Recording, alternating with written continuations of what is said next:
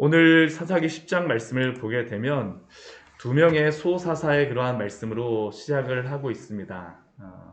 별로 저희가 그렇게 성경에서 익숙하지도 않고 그렇게 유명하지도 않은 그러한 인물들이 바로 오늘 말씀을 시작하면서 나오는 그러한 두 명의 사사의 이름입니다.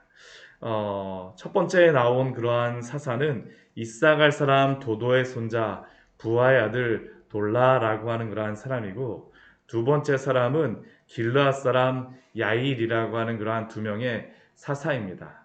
이 사사들이 오늘 그 1절 말씀을 보게 되면 어디서 구원하였는지도 나오질 않습니다.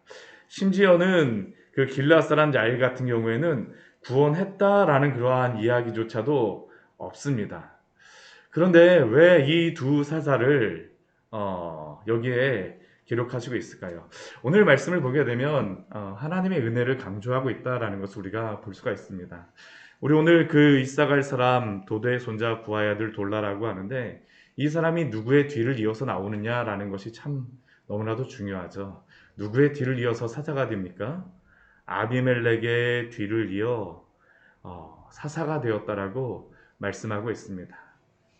아비멜렉이라고 하는 그러한 인물은 이스라엘 가운데에서 자신이 스스로 왕이라고 하였지만 이스라엘 백성을 잘 보듬는 그러한 왕이기보다는 오히려 가나안 사람들과 같이 되어서 이스라엘의 가시와 같이 찔렀던 사람이 바로 이 아비멜렉이었었는데, 이 돌라 같은 경우는 어떠한 사람이냐, 어디로부터 구원한다라는 그러한 것은 없지만 구원을 반드시 이스라엘 백성은 받아야 됩니다.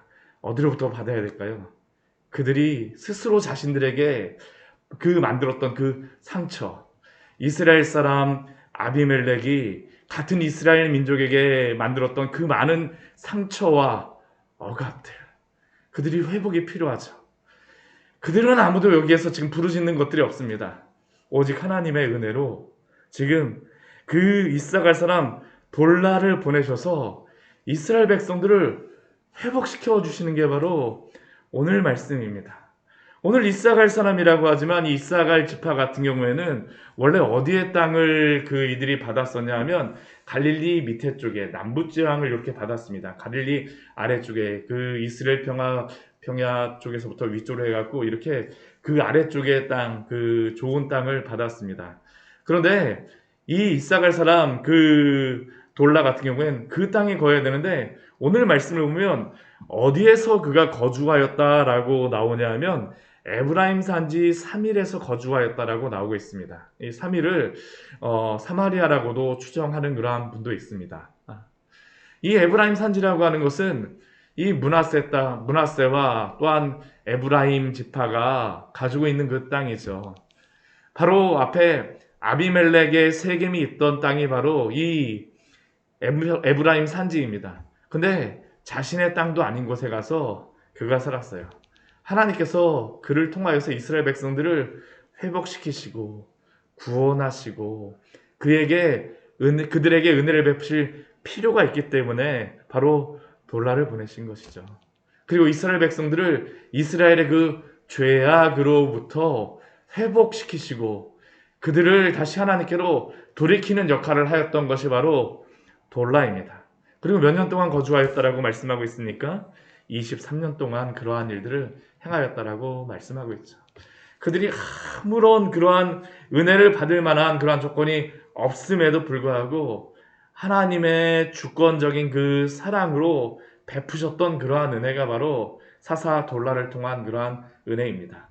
또한 우리 3절 말씀에 보아도 이 길르앗 사람 야일도 그렇습니다. 이때에는 아무런 전쟁이 없죠. 전쟁이 없기 때문에 그는 22년 동안 이스라엘의 사사가 되었지만 그 시간 동안 하였던 것도 이스라엘 백성들의 그러한 그 잘못된 그러한 신앙의 모습들과 죄악으로부터 그들을 하나님께로 돌이키는 역할을 하였던 사람이 바로 이 야일이란 사람의 사사의 그러한 역할임을 우리는 알 수 있습니다. 하나님께서는 바로 이 돌라와 야일을 통하여서 45년의 그 시간을 통하여서 이스라엘 백성들을 회복시키신 것이 바로 하나님의 은혜죠. 이스라엘 백성들은 바로 자신의 죄로부터 구원받을 필요가 있었기 때문입니다. 예수 그리스도가 바로 그렇지 않습니까? 예수 그리스도가 이 땅에 오신 것은 바로 우리의 죄로부터 구원하시기 위하여서. 우리가 대부분 많은 그러한 죄악들을 범하는 것이 다른 외부적인 그러한 것들도 있지만 우리 스스로가 하나님으로부터 떠나고 죄악을 행함으로 말미암아 우리가 스스로 우리 자신을 상처내고 아프게 하고 주님으로부터 떠났던 그러한 죄악들이 얼마나 많습니까? 그런데 예수 그리스도께서 하나님의 아들이신 그분이 성육신 하심으로 말미암아 인간의 몸을 입고 이 땅에 오셔서 우리의 죄악을 담당하심을 기억하십시오. 예수 그리스도가 바로 은혜입니다. 예수 그리스도를 통하여 우리가 구원을 받지 않았습니까? 바로 이러한 일들을 통하여서 하나님이 이스라엘 백성들을 회복시키시는 것이죠. 이러한 회복들이 반드시 이스라엘 백성들에게는 필요하였습니다. 왜냐하면 이 기간이 오늘 이제 6절에서부터 나오는데 입다의 그러한 시대와 또 이 맞물려 있기 때문입니다. 이 입다와 또 아비멜렉 같은 경우는 이스라엘의 참 아픈 그러한 과거를 나타내는 사람, 그 사사들이 또 지도자들이 바로 이 사람들이었죠. 이 두 사람을 통하여서 하나님께서 위로하시는 그러한 은혜가 있었던 겁니다. 근데 하나님이 이렇게 많은 은혜를 주시고 평안함을 주시면 이스라엘 백성들이 정말 부흥을 하고 회복을 하고 하나님께로 돌이켜야 되는데 그러지를 못해요. 참 야일도 안타까운 게 무엇이냐 하면 우리 4절 말씀을 보면 아들이 모두 몇 명이 있었다라고 나옵니까? 30명이 나와 있었다고 나옵니다. 예. 또 이 아들들에게 어린 낙이 30마리를 태워갖고 성읍 30을 그 아들들에게 주었습니다. 흡사 누구와 같은가요? 기드온과 같죠. 이 사람은 하나님의 그러한 사사로서 이스라엘 백성들을 잘 보듬고 겸손했었는데 이 사람도 어찌 보면 또한 왕 같은 사람이었다라는 것을 우리에게 보여주고 있습니다. 그 평안함 가운데에 그 세상에 또한 취하였음을 볼 수가 있죠. 그러고 나니까 그 다음에 나타나는 그러한 것이 무엇일까요? 이게 평안함이 우리에게 하나님을 찾는 곳으로 참 나오면 좋은데 사사기 말씀을 보게 되면 하나님으로부터 또한 떠나가는 것을 우리가 볼 수 있죠. 오늘 그게 바로 6절 이후에 나와 있는 그 사사 입다의 그러한 배경이 되어지는 그러한 말씀입니다. 6절 말씀을 보게 되면 무엇이라고 나옵니까? 이스라엘 자손이 다시 여호와의 목전에 악을 행하여 다시 악을 행합니다. 참 그 평안함을 누리고 하나님 안에서 그들의 그러한 그 자손들과 또 그 자손들이 평안함을 계속 누리면 좋은데 다시 여호와의 목전에서 악을 행하였다라는 것이 바로 이스라엘의 상황이죠. 그런데 이번에는 그 악을 행하는 것이 더 악화됩니다. 보통은 그 이스라엘 백성들이 그 우상 숭배를 하는 것이 그들의 죄악인데 보통은 바알이나 아스다롯, 바알이나 아세라 이렇게 가나안의 신들만을 섬기는데 오늘 6절 말씀을 보십시오. 몇 개의 신을 섬기고 있습니까? 지금 7개의 우상을 섬기고 있습니다. 바알들, 아스다롯 이 두 우상은 이 가나안에 있었던 그러한 그 우상들입니다. 근데 여기에 또 누가 나오냐면 어떤 그 우상이 나오냐면 아람의 신들이 나옵니다. 아람의 신들. 그리고 또 시돈의 신들이 나오고 모압의 신들이 나오고 암몬 자손의 신들이 나오고 블레셋 사람의 신들이 나오고 있습니다. 이 신들의 특징이 무엇일까요? 이 신들은 가나안에 있었던 그러한 신들 아닙니다. 이 주변에 있었던 그러한 족속들입니다. 특히 이 신들의 공통적인 것은 무엇이냐면 지금까지 사사들을 통하여서 그 물리쳤던 그러한 신들이 바로 이 신들입니다. 온니엘 같은 경우에는 메소포타미아의 그러한 구스타임 물리쳤다라고 하는데 다시 그 아람의 신들을 데려오고요. 모압과 암몬 자손 같은 경우에는 에훗이 물리쳤던 그러한 그 족속들인데 그 신들을 섬깁니다. 블레셋도 삼갈이 물리쳤었죠. 그들이 이전에 물리쳤던 그 신들을 다시 섬기고 있습니다. 참 이게 우상숭배라고 하는 것이 이게 아이러니한 것이 이들이 이렇게 그 외부의 그러한 족속들로부터 압제를 받고 그 우상들로부터 힘이 들었으면 우리 같으면 싫어. 더 이상 이제 그 우상으로부터, 그 민족으로부터 압제당하였던 것이 싫다라고 생각할지 모르겠는데 이스라엘 백성들은 그렇지 않습니다. 다시 그 우상 숭배로 다시 들어갑니다. 왜 그럴까요? 이것이 이전에 그들을 압제하였던 그 민족들이 더 힘이 세다라고 생각을 하니까 그 우상들도 더 힘이 강력하다라고 생각을 하는 것이죠. 그러니까 하나님을 섬기는 신앙에서 여호와를 버리고 다시 이 온갖 신들, 7개의 그 신들을, 잡탕의 신들을 섬긴다라는 것이 바로 이스라엘 백성의 모습입니다. 이들에게는 그 우상 숭배를 통하여서 하나님이 범죄하였던 것이 그들이 우상을 숭배함으로 말미암아 그들이 그 고난을 당했음에도 불구하고 그들의 마음속에는 무슨 생각이 있는 거냐면 우리가 우상을 덜 섬겨서 그렇다라는 것이 또한 이들 마음속에 있었던 그러한 마음이죠. 근데 이것은 오늘 우리에게도 비슷한 그러한 것들이 나타납니다. 우리가 이 세상에 물질의 노예가 되는 그러한 많은 사람들, 물질로 우상을 섬기는 사람들은 물질로 인하여 고난을 받고 있음에도 불구하고 다시 어디로 다 달려갑니까? 나에게 물질이 부족해서 다시 문제하고 물질로 달려가고 쾌락에 그렇게 그 얽매여 갖고 온갖 그러한 죄악을 저지르며 고난을 당하고 있음에도 불구하고 나에게 쾌락이 부족하여서 다시 쾌락으로 달려가고 명예로 달려가고 온갖 우상 숭배로 달려가는 것이 바로 오늘 이 시대의 모습 아닙니까? 오늘 이스라엘 백성들의 이 어리석은 모습이 사실은 오늘 이 시대 가운데에 우리 가운데에 행하여지고 있다라는 그러한 모습임을 기억하십시오. 하나님이 그러니까 어떡할까요? 다시 진노하세요.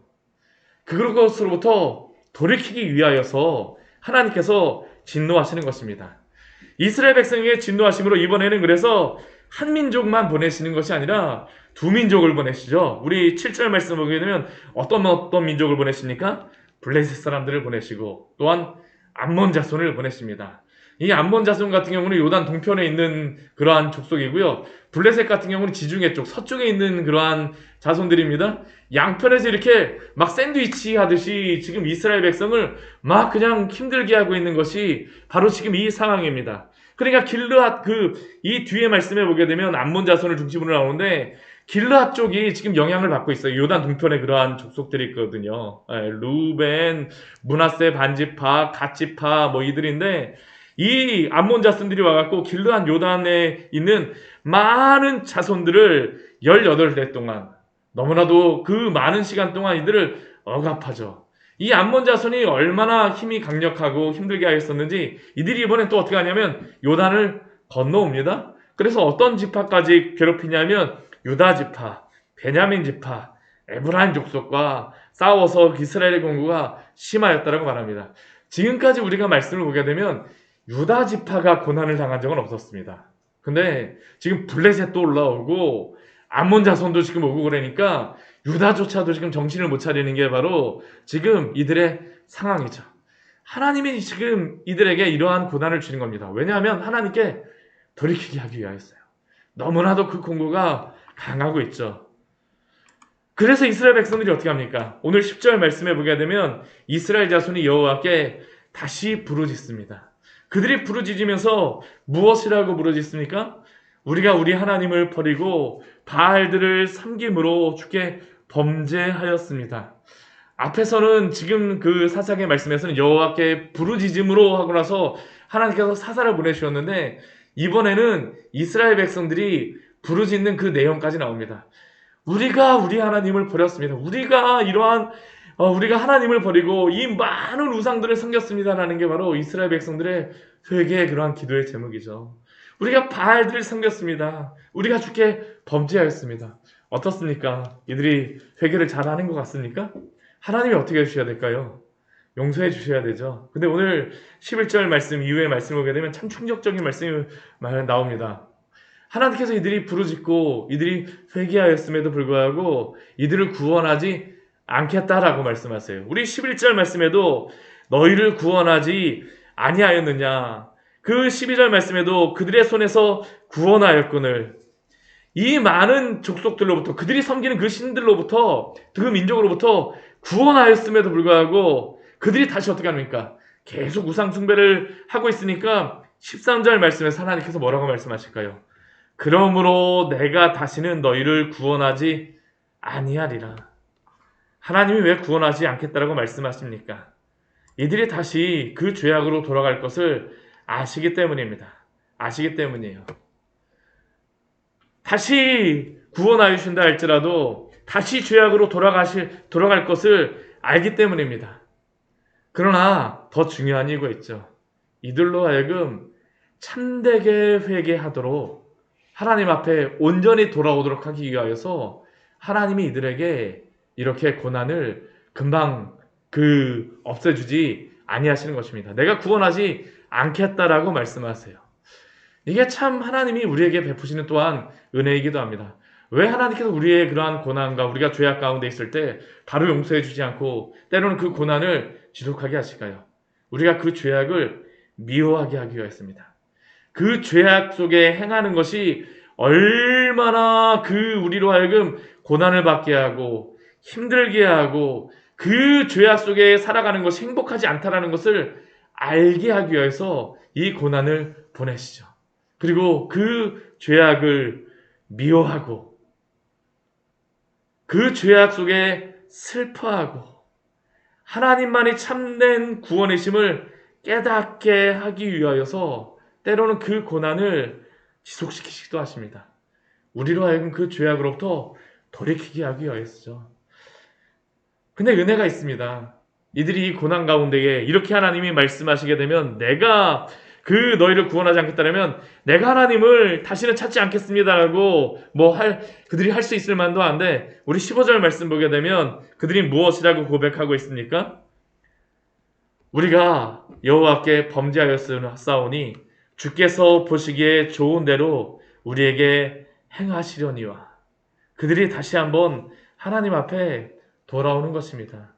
그들이 참되게 회개할 수 있도록 하나님이 그렇게 그들에게 고난을 더 길게 해주셨을지 모르지만 그것이 그들로 하여금 하나님을 다시 붙잡게 하는 것이죠.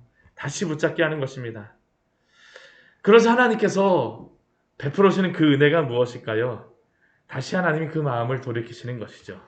우리 이스라엘 백성들이 우리 15절 말씀 보게 돼 그렇게 회개하였을 때에 우리 16절 말씀에 어떠한 말씀이 있습니까? 우리 16절 말씀 같이 한번 읽어보도록 할까요?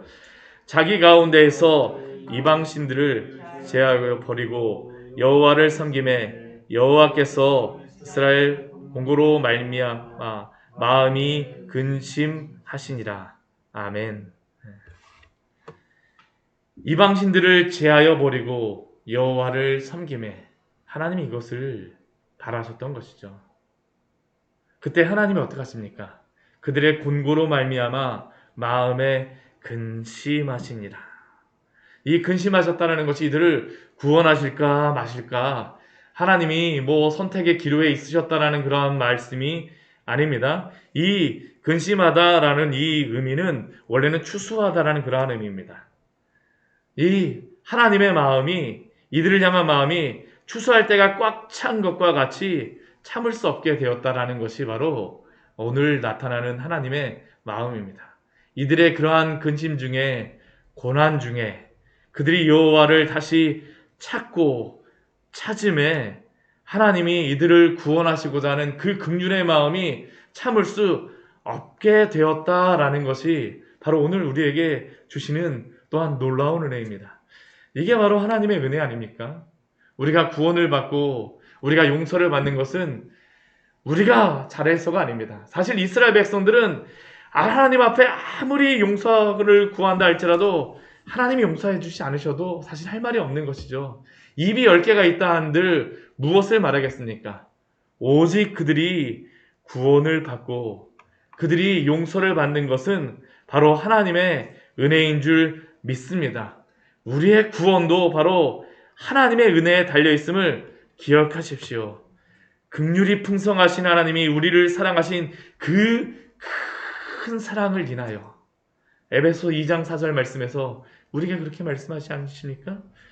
하나님이 우리를 사랑하신 그 큰 사랑을 인하여 허물로 죽은 우리를 그리스도와 함께 살리셨고 이게 바로 하나님의 은혜죠. 사랑하는 성도 여러분, 그래서 성도의 구원의 시작도 우리 주님의 은혜요. 우리의 삶의 과정도 주님의 은혜요. 우리의 삶의 마지막도 주의 은혜인 줄 믿습니다. 오늘도 주님의 그 은혜 가운데에 함께 주님과 동행하며 살아가시기를 축원합니다. 모두 주의 은혜입니다. 같이 기도하시겠습니다. 하나님 아버지, 오늘 말씀을 통하여